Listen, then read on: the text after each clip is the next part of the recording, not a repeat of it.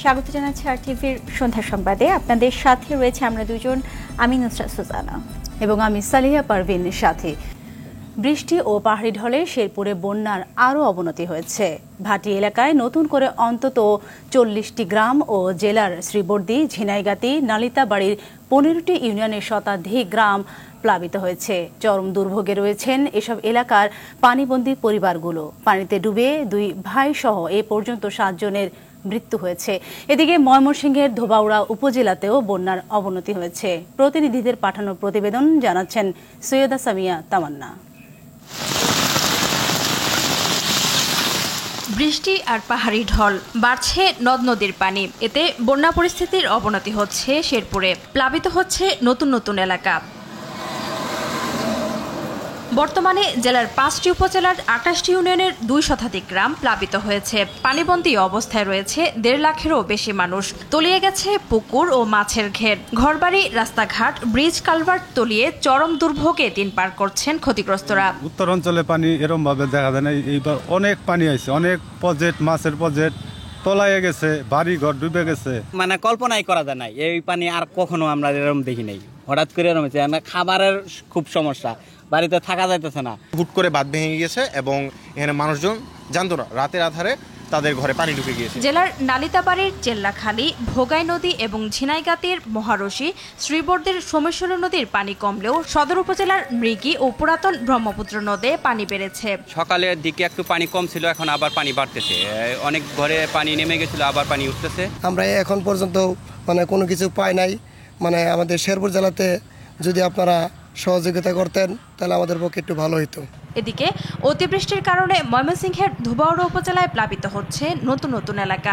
পানিবন্দী রয়েছেন প্রায় 25,000 মানুষ। হালুয়াঘাট পৌর এলাকা থেকে পানি নেমে গেল নতুন করে 12টি ইউনিয়নের নির্মাঞ্চল প্লাবিত হয়েছে। শোচনীয় অবস্থা, আমাদের ঘরে একবারে পানি উঠে গেছে। আমাদের থাকার জায়গা নাই, গরু বাছুর নিয়ে আমরা সব আশ্রয়ের সন্ধানে আছি। আমার ঘর ভেঙে গেছে, পানি উঠতে একটা শেষ হয়েছে, কিছু নাই। পানি আমাদের ওখানে ঘর পর্যন্ত পানি ওখানে একটু কমছে, কিন্তু খাবার পানি আমরা এই যে এইগুলো পানি খাইতেছি ভাই, কল টুল মোটর সব বন্ধ, কারেন্ট নাই। বন্যা দুর্গত এলাকায় চাহিদা অনুযায়ী সহায়তা দেওয়া হচ্ছে বলে জানিয়েছেন বিভাগীয় কমিশনার। এই মানুষগুলিকে খাদ্য বা যে কোনো তার দেওয়ার জন্য যে পর্যাপ্ত তাদের যে চাহিদা, সেই চাহিদা মোতাবেক সরকার আমাদেরকে পর্যাপ্ত সহায়তা দিয়েছে। টানা বৃষ্টি আর উজানের ঢলে নেত্রকোনায় নদ নদীর পানি বৃদ্ধি পেয়ে 50টি গ্রাম প্লাবিত হয়েছে। ডুবে গেছে ময়মনসিংহ জারিয়া রেলপথের জারিয়া নাটোরকোনা এলাকা।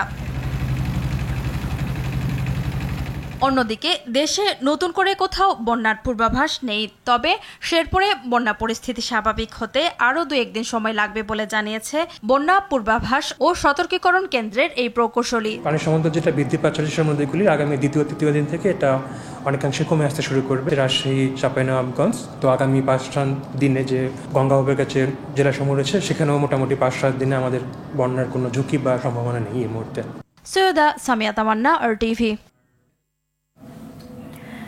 দেশের দক্ষিণ পূর্বাঞ্চলে চলতি বছর ভয়াবহ বন্যায় প্রায় 14,400 কোটি টাকার ক্ষতি হয়েছে, যা চলতি বাজেটের 1.81% আর জিডিপির 0.29%। সিপিডির গবেষণায় উঠে এসেছে এসব তথ্য। জলবায়ু পরিবর্তনের ফলে এখনই প্রস্তুতি না নিলে বাংলাদেশকে আগামী দিনে আরও বেশি দুর্যোগ মোকাবেলা করতে হবে বলে মনে করেন গোলাম ওয়াজেদ। ক্ষতি কমিয়ে আনা এবং দুর্গতদের ঘুরে দাঁড়াতে সামাজিক সুরক্ষায় বরাদ্দ বাড়ানোর আহ্বান জানিয়েছেন ফাহমিদা খাতুন। মাইদুর রহমান রুবেল জানাচ্ছেন বিস্তারিত।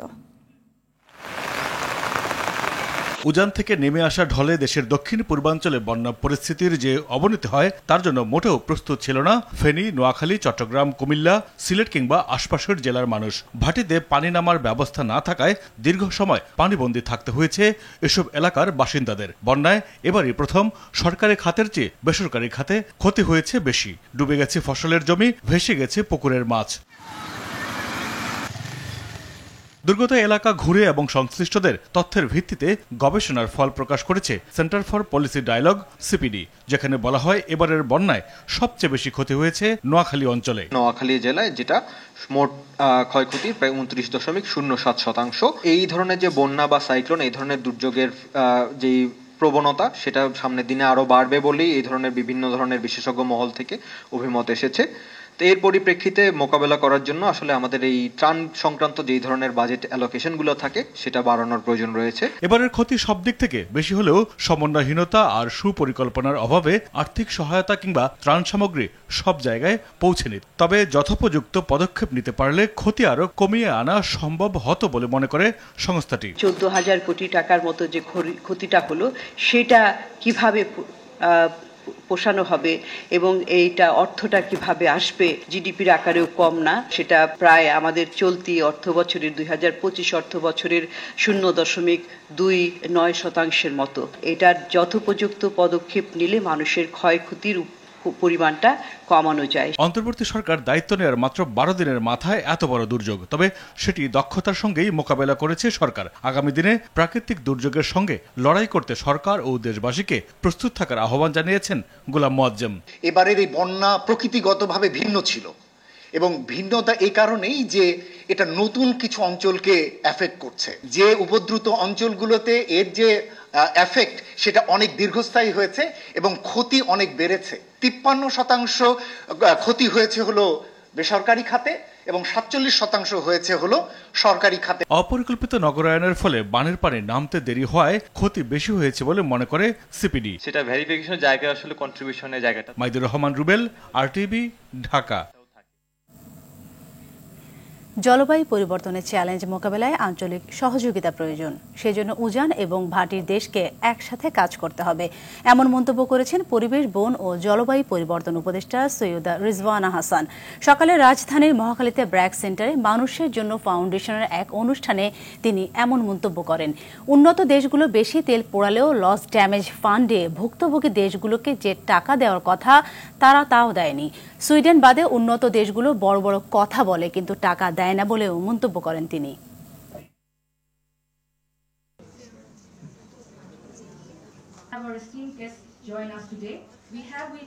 আমরা মানুষেরা কিছু কিছু কাজকে উন্নয়ন মনে করি এবং সেটার জন্য পৃথিবীর যা হয় হোক আমাদের এটা লাগবেই। আমরা এমন একটা উন্নয়নের দর্শন, উন্নয়নের মতবাদকে আপন করে নিয়েছি যে ওই উন্নয়নের দর্শন আর ওই উন্নয়নের মতবাদে পরিবর্তন না আনলে জলবায়ু পরিবর্তনের হাত থেকে আমরা বাঁচতে পারবো না। ছাত্র জনতার গণ অভ্যুত্থানে হামলা সহিংসতার ঘটনায় এজাহারভুক্ত 39 প্রভাবশালীকে গ্রেপ্তার করেছে র্যাব।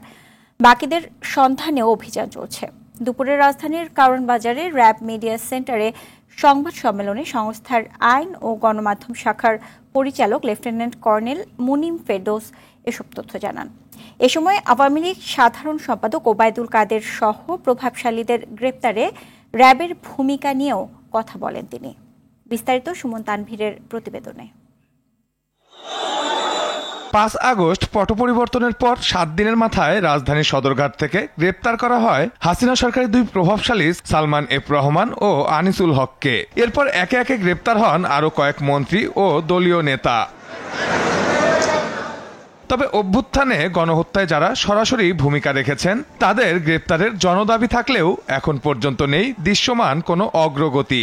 এ বিষয়ে কারওয়ান বাজারে র্যাবের মিডিয়া সেন্টারে সংবাদ সম্মেলনে সংস্থাটির কাছে প্রশ্ন ছিল, আওয়ামী লীগের সাধারণ সম্পাদক ওবায়দুল কাদের সহ ডিবির তৎকালীন অতিরিক্ত কমিশনার হারুনুর রশিদকে গ্রেপ্তার করা যাচ্ছে না কেন? 39 জনকে বললাম, 39 জনকে বড় পর্যায়ের নেতা যারা 39 তাদেরকে তো আমরা গ্রেফতার করেছি, যারা মামলার 1 নাম্বার 2 নাম্বার আসামি, এবং প্রতিদিনই আপনি দেখবেন যে রাঘব গোয়াল যারা তাদেরকেই আমরা ধরতেছি। এই বিষয়ে আমাদের তৎপরতা অব্যাহত আছে, আমরা যখনই তাদেরকে সুযোগ পাবো আমরা তখনই তাদেরকে গ্রেফতার করব। সংবাদ সম্মেলনে রাজধানী থেকে অপহৃত এক শিশুকে উদ্ধার করা নিয়েও কথা বলেন তিনি। তাকে একটি বাসে করে তাকে সরাসরি সে নিয়ে যায় হচ্ছে মঠবাড়িয়াতে, মানে লঞ্চঘাট থেকে লঞ্চ টার্মিনাল থেকে বের হয়েই তাকে মূলত মঠবাড়িতে নিয়ে যায় এবং সেখানে তাকে আটকে রাখে। তো বাচ্চাটাকে যখন সেখানে আটকে রাখে তাকে ঘুমের ওষুধ খাওয়ানোর মাধ্যমে তাকে মূলত সেখানে আটকে রাখা হয় এবং সে যখন ঘুম থেকে উঠতো, সে যদি আবার ওষুধ খেতে যদি না চাইতো তখন তাকে মারধর করা হতো। গণ অভ্যুত্থানে গণহত্যায় জড়িত এ পর্যন্ত 1170 জনকে সংস্থাটি গ্রেপ্তার করেছে বলেও জানান র্যাবের এই কর্মকর্তা। 5 আগস্টের পর র্যাবের কোনো সদস্য কর্মবিরতি কিংবা পালিয়ে যাননি বলেও জানান তিনি। আমাদের র্যাবের কোনো সদস্য পালিয়ে যায় না এবং র্যাবের কোনো সদস্য কর্মবিরতিতে যায় না। সুমন তানভীর, RTV, ঢাকা। বৈষম্য বিরোধী ছাত্র আন্দোলন চলাকালে ধানমন্ডিতে ছাত্র জনতার উপর হামলার ঘটনায় একজনকে গ্রেপ্তার করেছে পুলিশ। দুপুরে মিডিয়া সেন্টারের সংবাদ সম্মেলনে গ্রেপ্তারের তথ্য জানায় ডিএমপির মিডিয়ার দায়িত্বে থাকা উপ পুলিশ কমিশনার তালিবুর রহমান। হামলাকারী মোহাম্মদ শাকিল হোসেন 34 নম্বর ওয়ার্ড যুবলীগের সদস্য বলে জানিয়েছে পুলিশ। তাকে হাজারীবাগের বাসায় অভিযান চালিয়ে গ্রেপ্তার করা হয়েছে। এ সময় দেশীয় অস্ত্র ও 2টি পিস্তল উদ্ধার করেছে তার। পুলিশ জানিয়েছে এসব অস্ত্র শিক্ষার্থীদের উপর হামলায় ব্যবহার করা হয়েছে। এছাড়া ছাত্র জনতার আন্দোলনে যেসব অস্ত্র দিয়ে হামলা চালানো হয়েছে তা উদ্ধারে কাজ করছে পুলিশ। ভিডিও ফুটেজ দেখে হেলমেট পরিহিতদেরও শনাক্ত করার কাজ চলছে বলেও সংবাদ সম্মেলনে জানানো হয়। অর্থাভাবে পায়ের চিকিৎসা করাতে পারছে না বৈষম্য বিরোধী আন্দোলনে পুলিশের গুলিতে আহত শরীয়তপুরের আসান সর্দার। পরিবারের দরিদ্রতা ঘুচাতে ঢাকার মিরপুরে পোশাক তৈরির কারখানায় কাজ করত সে। আন্দোলন চলাকালে 5 আগস্ট মিরপুর 2 এলাকায় গুলিবিদ্ধ হয়। সন্তানের ভবিষ্যতের কথা ভেবে অনিশ্চয়তায় দিন পার করছে পরিবার। শরীয়তপুর থেকে আসাদ গাজীর পাঠানো প্রতিবেদন জানাচ্ছেন রেজওয়ান শরীফ। স্বৈরশাসক শেখ হাসিনা পালানোর দিনে 5ই আগস্ট মিরপুরে বৈষম্য বিরোধী ছাত্র জনতা আনন্দ মিছিল বের করে। ওই দিন পুলিশ মিছিলের উপর গুলি ছুড়লে পায়ে গুলিবিদ্ধ হয় পোশাক শ্রমিক আসান সর্দার। এ সময় দেয়াল টপকে পালাতে গিয়ে তার 2টি পা ভেঙে যায়। শিক্ষার্থীরা তাকে স্থানীয় একটি হাসপাতালে চিকিৎসা দিয়ে গোসাইরহাট উপজেলার বসকাটি গ্রামের বাড়িতে পাঠিয়ে দেয়। সেখানে সরকারি হাসপাতালে প্রায় 2 মাস চিকিৎসা নিলেও এখনো পুরোপুরি সুস্থ হয়নি। অন্যের সহযোগিতায় খুঁড়িয়ে খুঁড়িয়ে হাঁটতে হয় তাকে। ক্ষমতা পায় কি আপনারা কি ভুলে গেলেন নাকি? আমাদের রক্তের বিনিময়ে আমরা আপনাদের ক্ষমতায় বসাইছি, আপনারা কি ভুলে গেলেন? আমাদের যারাই আহত আছি সবার দিকে একটু তাকানো। অর্থাভাবে ছেলের চিকিৎসা করাতে পারছেন না বলে জানান আসানের মা। গুলি লাগছে, আমার ছেলের পাও দোঁড়া পঙ্গু, আমার ছেলের পাও দিয়ে হাঁটতে পারে না, লাঠি দিয়ে হাঁটে।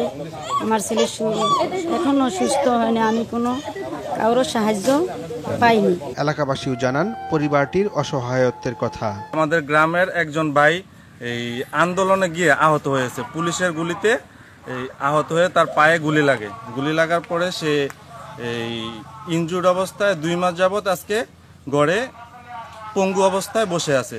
বর্তমান সরকার যারা আছে, যারা উপদেষ্টা আছে, তাদের কাছে আমাদের দাবি যে আমার বাতিজারে যে একটু কিছু সহযোগিতা তারা করে। আসানের মতো বীরদের প্রতি সরকার আরও মনোযোগী হবে এমনটাই চাওয়া স্থানীয়দের। রেজওয়ান শরীফ, RTV। ছাত্র জনতার আন্দোলনের সময় জুলাই ও আগস্টে নিহত 105 শিশুর পরিবারকে 50,000 টাকা করে আর্থিক সহায়তা দেওয়া হবে বলে জানিয়েছেন সমাজ কল্যাণ এবং মহিলা ও শিশু বিষয়ক উপদেষ্টা শারমিন এস মুর্শিদ। সচিবালয়ে সমসাময়িক বিভিন্ন বিষয়ে ব্রিফিংয়ে তিনি একথা জানান। তিনি বলেন, ইউনিসেফের পর্যবেক্ষণ উঠে এসেছে বয়স্ক ভাতা, বিধবা ভাতা সহ বিভিন্ন সামাজিক সুরক্ষা ভাতার আওতায় দেশের 1,20,00,000 সুবিধাভোগীর বিদ্যমান তালিকার 43% ত্রুটিপূর্ণ। নির্বাচন নিয়ে তাহলে পরিকল্পনা কি?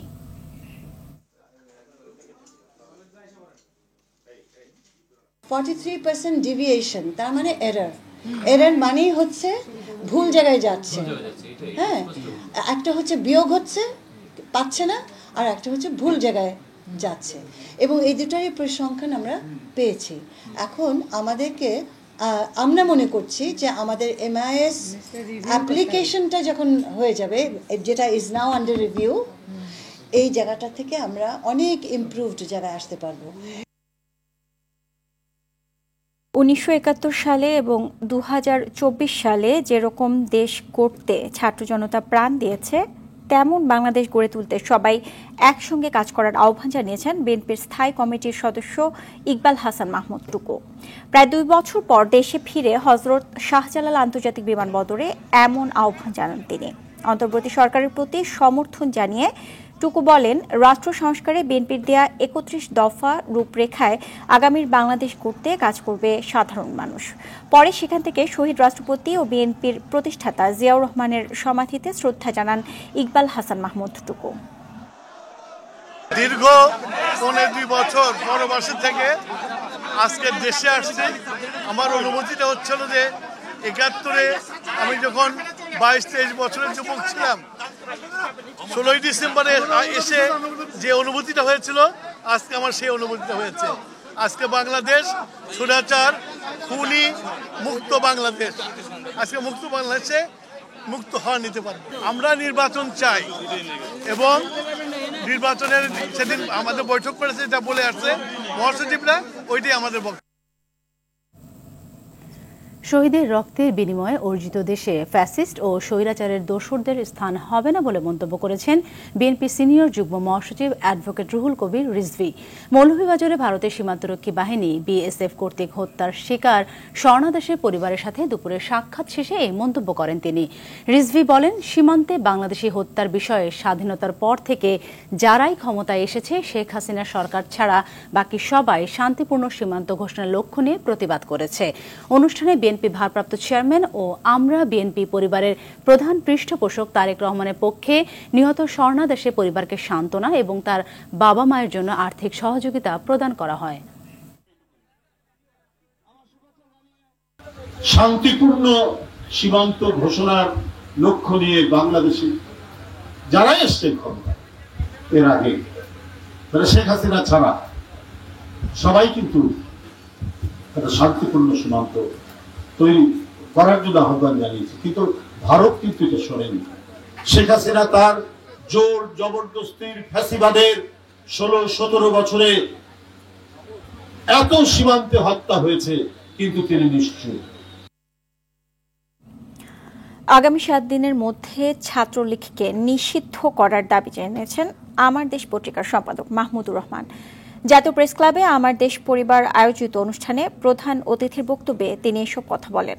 অন্তর্বর্তী সরকারের সমালোচনার চেয়ে দানব হাসিনার কুকর্মগুলো মানুষের সামনে তুলে ধরা বেশি প্রয়োজন বলে জানান তিনি। এ সময় মৌলবাদকে ইন্ডিয়ার ন্যারেটিভ আখ্যা দিয়ে ধর্মপ্রাণ মুসলমানদের আরও সতর্ক হওয়ার আহ্বান জানান।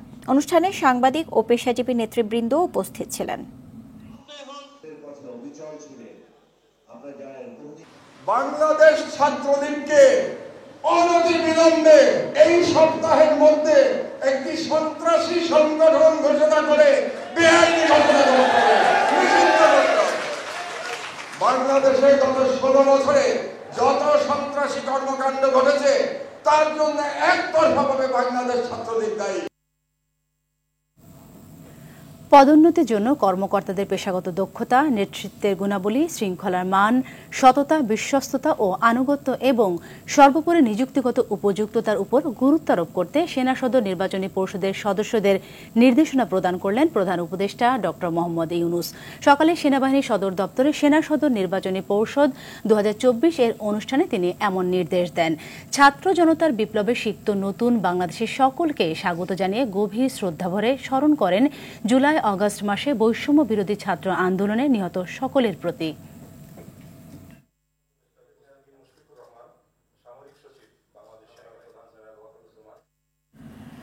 পতিত আওয়ামী লীগ সরকার যানজট নিরসনে সুনির্দিষ্ট কার্যক্রম না নিয়ে এমআরটি বিআরটি উড়াল সেতুর নামে হাজার কোটি টাকার প্রকল্প নিয়েছে, এমন অভিযোগ করেছে যাত্রী কল্যাণ সমিতি।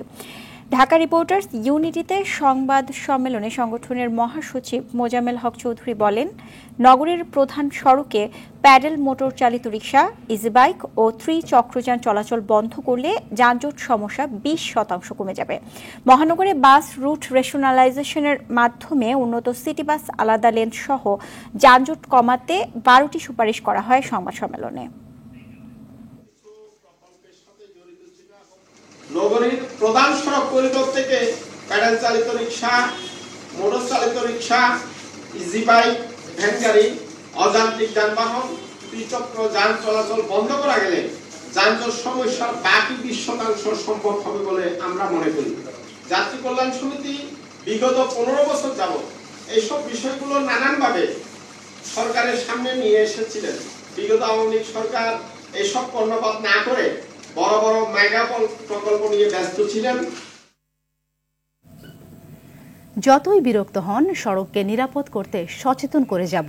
বলে মন্তব্য করেছেন নিরাপদ সড়ক চাই এর চেয়ারম্যান ইলিয়াস কাঞ্চন। বিকেলে রাজধানী কাকরাইল মোড়ে মাসব্যাপী ট্রাফিক ক্যাম্পেইন উদ্বোধন শেষে একথা বলেন তিনি বলেন, নিরাপদ সড়ক দিবসকে সামনে রেখে সড়কে মানুষের মধ্যে সচেতনতা বৃদ্ধি করতে তাদের এই ক্যাম্পেইন বলেও জানান। এ সময় হ্যান্ড মাইক হাতে পথচারীদের জেব্রা ক্রসিং ব্যবহার ও ফুটপাত ধরে হাঁটার জন্য অনুরোধ করা হয়।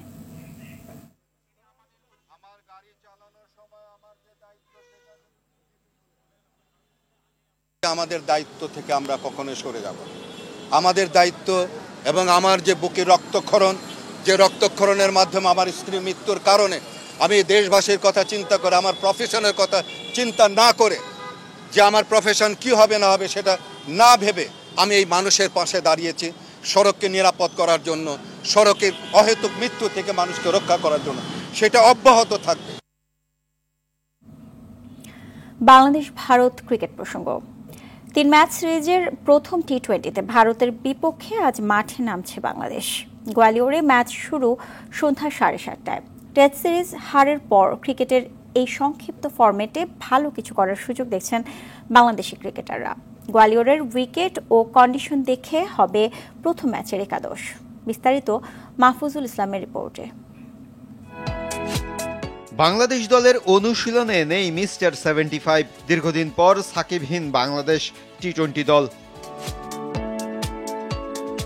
টি20 ও সাদা পোশাকে সাকিবের অবসরের খবরের পর দলের বাস্তবতা বোঝা বড় কঠিন। তবে তার জায়গায় নতুন কাউকে নিতে হবে দায়িত্ব। সে দায়িত্বটা অনেকটাই তৌহিদ হৃদয়ের ঘাড়ে। চাপ তো সবসময় থাকেই, ইন্টারন্যাশনাল ক্রিকেটে সবসময় কম বেশি চাপ থাকে। তো চাপটা যদি মাথায় কাজ করে তাহলে আমার মনে হয় না যে পারফর্মটা আমরা এভাবে করতে পারবো। আমাদের সবসময় ফোকাস থাকে আমাদের প্রসেসের দিকে, আমরা কিভাবে পারফর্ম করতে পারবো, কিভাবে আমাদের আলটিমেট রেজাল্ট আমাদের পরে আসবে, আমরা সবসময় দিকেই ফোকাস করি। সাকিব ভাই নাই, অবশ্যই সাকিব ভাইকে আমরা মিস করবো, কিন্তু আমাদের এখান থেকে একদিন না একদিন তো সবাইকে যেতেই হবে। তো আশা করি যে আমরা এখান থেকে খুব ভালোভাবে ওভারকাম করব। গোয়ালিয়রের উইকেট ও কন্ডিশন বড় ফ্যাক্টর। ভারতের চেনা মাঠ, চেনা উইকেট, সেখানে সেন্টার উইকেট একটা বড় ফ্যাক্টর হতে পারে। তৌহিদ হৃদয়ের কাছে এই স্টেডিয়ামের উইকেট নিয়ে আছে একটা ব্যাখ্যা।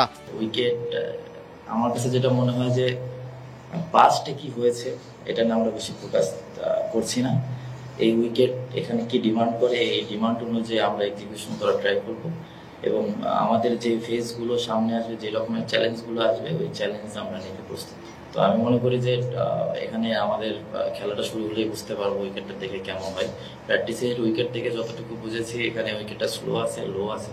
এরকম উইকেটে হাই স্কোরিং রান খুব কমই হয়। আইপিএল খেলাও এখানে হয়নি। তো দেখা যাক যে কি হতে পারে। শক্তিশালী ভারতের বিপক্ষে সিরিজটা দারুণভাবে শুরু করতে পারলে মানসিকভাবে এগিয়ে থেকে পরের ম্যাচগুলোতে নামতে পারবে বাংলাদেশ।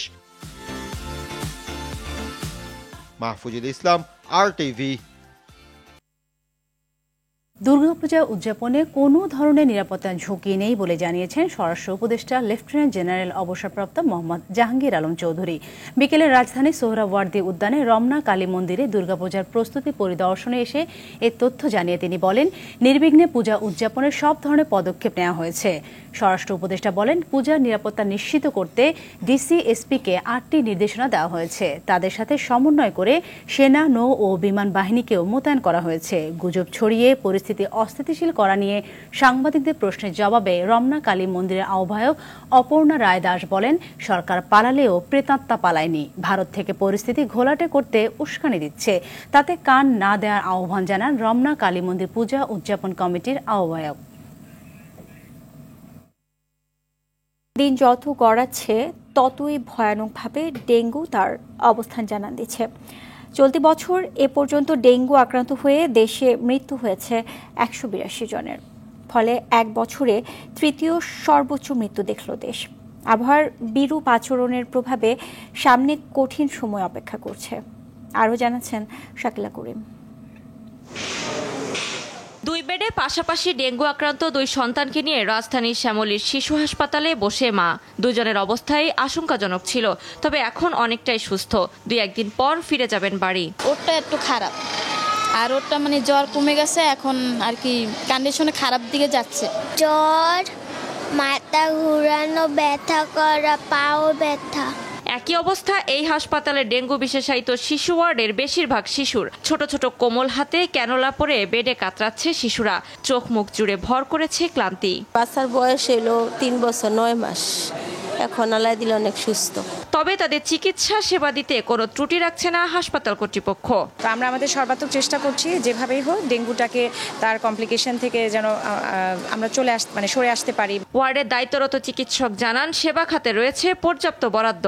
ফান্ডও আমাদের রাইজ করা আছে এবং যেসব ইনজেকশন, ডিএনএস ইনজেকশন, প্লাজমা সল, ইভেন অ্যালবুটিন পর্যন্ত আমরা ফ্রি দিচ্ছি বলবো। তবে এই ওয়ার্ডে চিকিৎসাধীন শিশুর অভিভাবকদের অভিযোগ, বাইরে থেকে কিনে আনতে হচ্ছে প্রয়োজনীয় সমস্ত ওষুধ। সব ক্যাশ মেমো আমাদের কাছে আছে, এগুলো সব আমরা নিচ্ছি। প্রতিদিন 2 থেকে 2,500 টাকার ওষুধ আমরা করতেছি। প্রায় 16,000 টাকার মতো শেষ হয়ে গেছে, মেডিসিন, সিট ভাড়া সবকিছু নিয়ে। এ ব্যাপারে জানতে চাইলে দায়িত্বরত চিকিৎসক খোলাসা করেন অভিযোগের বিষয়টি। জানান বিনামূল্যে ভর্তি শিশুদের বেডের সব খরচ হাসপাতাল বহন করলেও 700 টাকা ভাড়া দেওয়া ডেঙ্গু বিশেষায়িত শিশু ওয়ার্ডের ওষুধ খরচ দেওয়ার নিয়ম নেই। আমাদের ওই নিয়ম নাই, আমাদের 8টা ফ্রি বেড আছে, বাকি 26টা পেইড বেড। ফ্রি বেডের জন্যই আমাদের সবকিছু একদম ওষুধ থেকে শুরু করে সবকিছু বেড ভাড়া সব ফ্রি। অবস্থা যেমনই হোক, ডেঙ্গু প্রতিরোধে সচেতনতার বিকল্প নেই বলে আবারও সতর্ক করলেন চিকিৎসকরা। শাকিলা করিম, RTV, ঢাকা।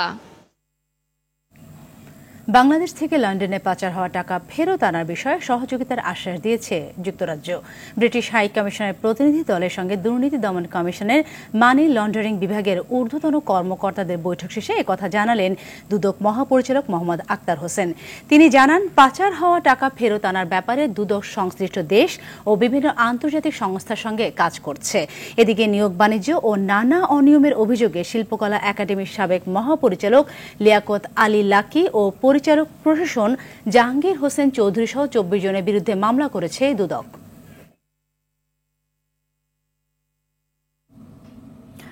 রপ্তানি বহুমুখীকরণে চামড়া খাতের বড় একটি সুযোগ রয়েছে বলে জানিয়েছেন অর্থ ও বাণিজ্য উপদেষ্টা doctor Saleh Uddin Ahmed.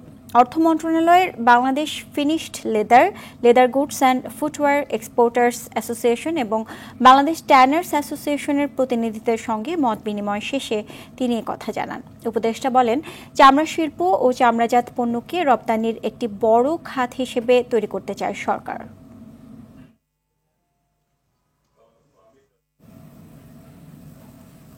Dhanmondi Kakuli high school and কলেজের অধ্যক্ষ দিন মোহাম্মদ খানের বিরুদ্ধে সন্ত্রাসী হামলার অভিযোগ করেছে প্রতিষ্ঠানটির শিক্ষকরা। ঢাকা রিপোর্টার্স ইউনিটিতে সংবাদ সম্মেলনে তারা অভিযোগ করেন, আওয়ামী লীগের ক্ষমতা দেখিয়ে অধ্যক্ষ দিন মোহাম্মদ দীর্ঘদিন ধরে আর্থিক কেলেঙ্কারি সহ নানা অনিয়ম করে আসছেন। শিক্ষকদের প্রভিডেন্ট ফান্ডে প্রায় 1.5 কোটি টাকা থাকার কথা থাকলেও বর্তমানে আছে 11 লাখ টাকা। অধ্যক্ষের শিক্ষাগত যোগ্যতার সার্টিফিকেটও জাল বলেও অভিযোগ করেন তারা। এ পর্যায়ে শুরুতেই জানাচ্ছি ন্যাশনাল লাইফ ইন্স্যুরেন্স আন্তর্জাতিক সংবাদ। হিজবুল্লাহর দাবি তাদের হাতে প্রাণ গেছে 25 ইসরায়েলি সেনার। অন্যদিকে গোষ্ঠীটির বেশিরভাগ অস্ত্রাগার দখল ও 4 শতাধিক যোদ্ধা হত্যার দাবি দখলদারদের। এরই মধ্যে ইরানে পাল্টা হামলার ঘোষণা দিয়েছেন ইসরায়েলি প্রধানমন্ত্রী। আরও শক্তিশালী হামলার হুমকি ইরানেরও। এদিকে 7 অক্টোবর গাজায় ইসরায়েলি ধ্বংসযজ্ঞের 1 বছর পূর্ণ হচ্ছে। বর্ষপূর্তি উপলক্ষে রোম, নিউ ইয়র্ক, সিডনি সহ বিশ্বের বিভিন্ন শহরে বিক্ষোভ করছে আগ্রাসন বিরোধীরা। ফারুক হোসেনের রিপোর্টে দেখুন বিস্তারিত। লেবানন অভিযানে 25 ইসরায়েলি সেনার প্রাণ গেছে বলে দাবি করেছে হিজবুল্লাহ। অন্যদিকে স্থল অভিযান শুরুর পর 400-র অধিক হিজবুল্লাহ যোদ্ধা হত্যার দাবি করেছে ইসরায়েলি দখলদার বাহিনী। হিজবুল্লাহর বেশিরভাগ অস্ত্রাগার ধ্বংসের দাবিও করেছে তারা। এরই মধ্যে ইরানে পাল্টা হামলা চালানোর ঘোষণা দিয়েছেন ইসরায়েলি প্রধানমন্ত্রী। আমাদের ভূমিতে ইতিহাসের সবচেয়ে বড় ব্যালিস্টিক ক্ষেপণাস্ত্র হামলা চালিয়েছে ইরান। ইসরায়েল তা সহ্য করবে না। এই হামলার জবাব দেওয়ার অধিকার রয়েছে আমাদের এবং আমরা সেটাই করব।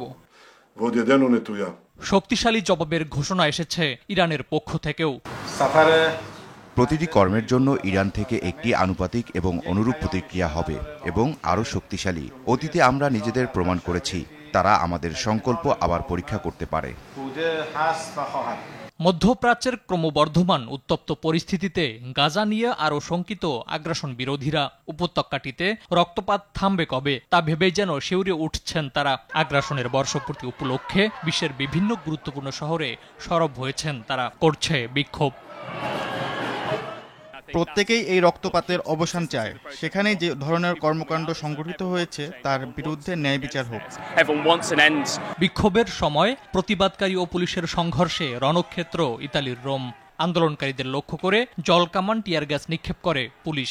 ওয়াশিংটনে বিক্ষোভ চলাকালে নিজের গায়ে আগুন দিয়েছেন এক ব্যক্তি।